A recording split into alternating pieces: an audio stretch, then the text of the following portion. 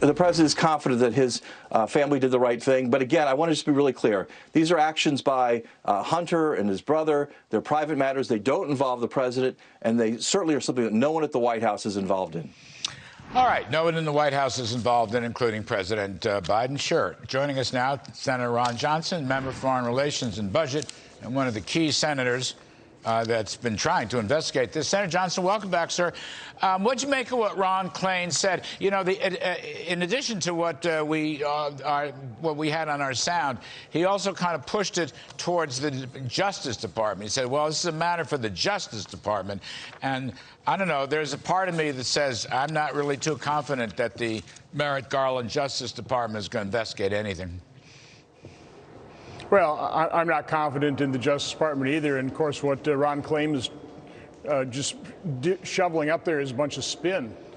It obviously, let's put it this way, President Biden lied repeatedly to the American public when he said that he never discussed Hunter's overseas business deals. We have multiple photographs of President Biden, or back then Vice President Biden, with Hunter Biden's business associates. So he lied.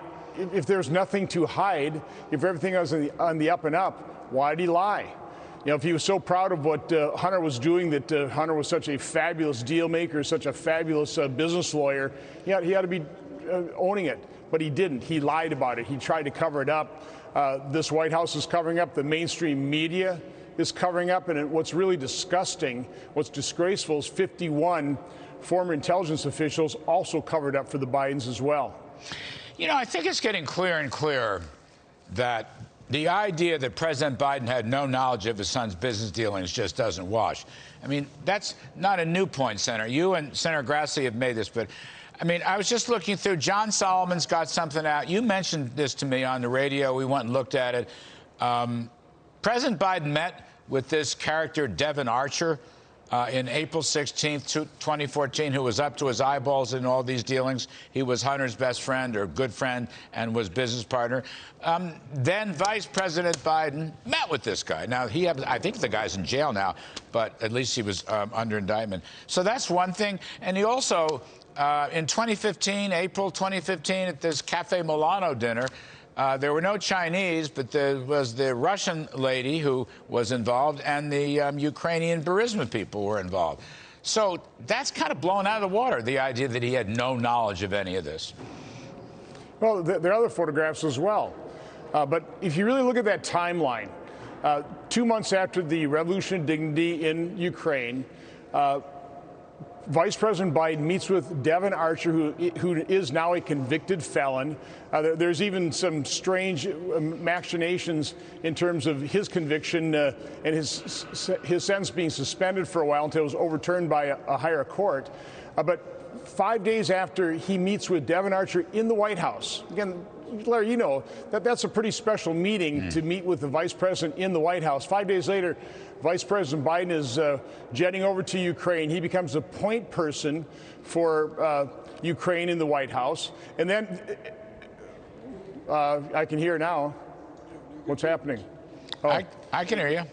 Okay, you're good. Just had somebody in my ear. But anyway, a day after Vice President Biden goes to Ukraine, Devin Archer is appointed to the board of Burisma. A few weeks later, Burisma announced that Hunter Biden has joined the board. This is right around the same time that the owner of Burisma, $23 million of his assets are frozen in the UK. I mean, all this happened within a short period of time. And of course, our primary government policy toward Ukraine was to help rid it of corruption. And this looks totally corrupt, all kinds of conflict of interest. But again, this is something the mainstream media completely ignored, overlooked, never asked Vice President Biden about that on the campaign trail. They're still not asking hard questions. They're just sloughing it all off, say, oh, this is a problem of Hunter Biden and maybe James Biden, but doesn't include the President of the United States at all. It absolutely includes the President of the United States. As Tony Bobulinski said, President Biden is compromised. I believe that's probably true.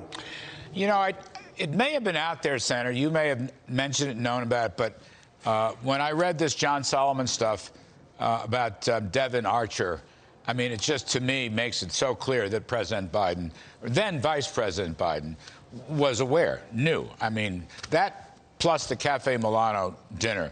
So he can't really make that case. The White House, I don't know, Mr. Klain wants to lie. That's up to Mr. Klain. But it's clearly a lie. The other point still, and this is where I keep saying, show me the money, and I know you're working on this, but we don't know yet, or let me phrase this as a question. Do we know whether Hunter Biden has divested his holdings from this Chinese company? Do we know how much money was originally paid out? This was during Vice President Biden's vice presidency, and did he get his 10%? You know, 10% from the big guy, according to Tony Bobulinski. Seems to me these are vital questions, unanswered. I know you're trying, but that's the way to advance this story. It's got to give someplace. Yeah, we've got bank records, and the bank records show probably about $13 million that went to companies controlled by Hunter Biden. $13 million. Now, maybe that's not much in terms of the Biden Inc. crime family there, but that's real money. And it's real evidence, too. When the Washington Post said there's no evidence tying this to Joe Biden, again, a contemporaneous email by one of their business partners that said 10% is going to go to the big guy, and the big guy is Joe Biden.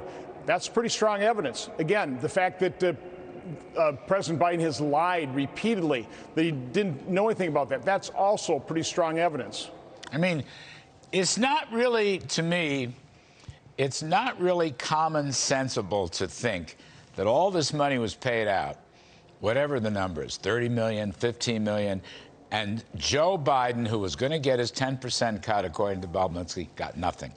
In other words, knew nothing and got nothing during that whole period when he was vice president.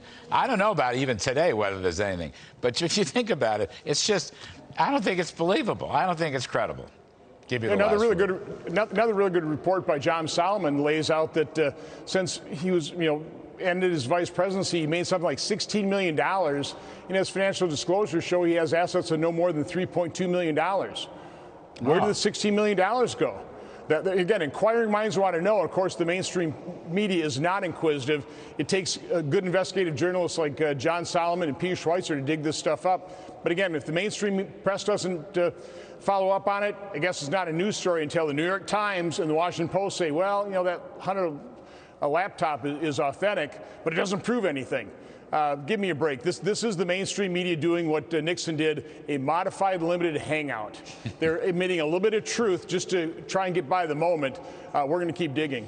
Well, I hope you do, Senator Johnson. We appreciate it very, very much. We're going to keep track of this because I just want to know, show me the money.